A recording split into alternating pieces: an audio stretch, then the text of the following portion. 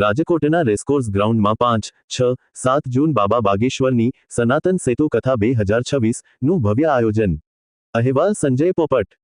આગામી 5, 6, 7 જૂનના રોજ રાજકોટ રેસકોર્સ મેદાન ખાતે બાગેશ્વર ધામ પીઠાધીશ્વર શ્રી ધીરેન્દ્રકુમાર કૃષ્ણ શાસ્ત્રીજીની સાનિધ્યમાં સનાતન સેતુ હનુમંત કથાનું એક ભવ્ય અને દિવ્ય આયોજન કરવામાં આવેલ છે।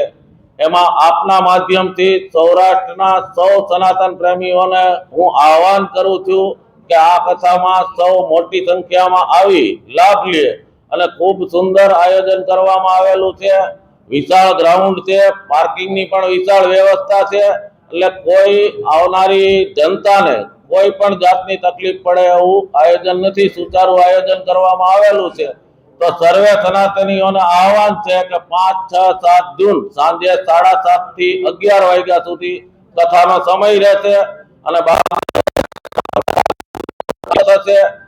એમાં પીઠાધીશ્વર શ્રીની ઈચ્છા મુજબ એક દિવસ દરબાર પણ લાગશે। એ તારીખ આવ્યા પછી જાહેર કરવામાં આવશે કે આ દિવસે દરબાર લાગશે। બાકી સનાતન સેતુ હનુમંત કથા 3 દિવસની રહેશે। આ કથાનું પૂર્ણ આયોજન બાગેશ્વર ધામ સરકારના કૃપાપાત્ર શિષ્ય શ્રી કિશોરભાઈ ખંભાઈતાના આર્થિક અનુદાનથી કરવામાં આવેલું છે। આ કથાના માટે સૌરાષ્ટ્ર સનાતન સમિતિના બેનર નીચે અહીંથી કોઈ પણ પ્રકારનું ફંડ ઉઘરાવવાનું નથી।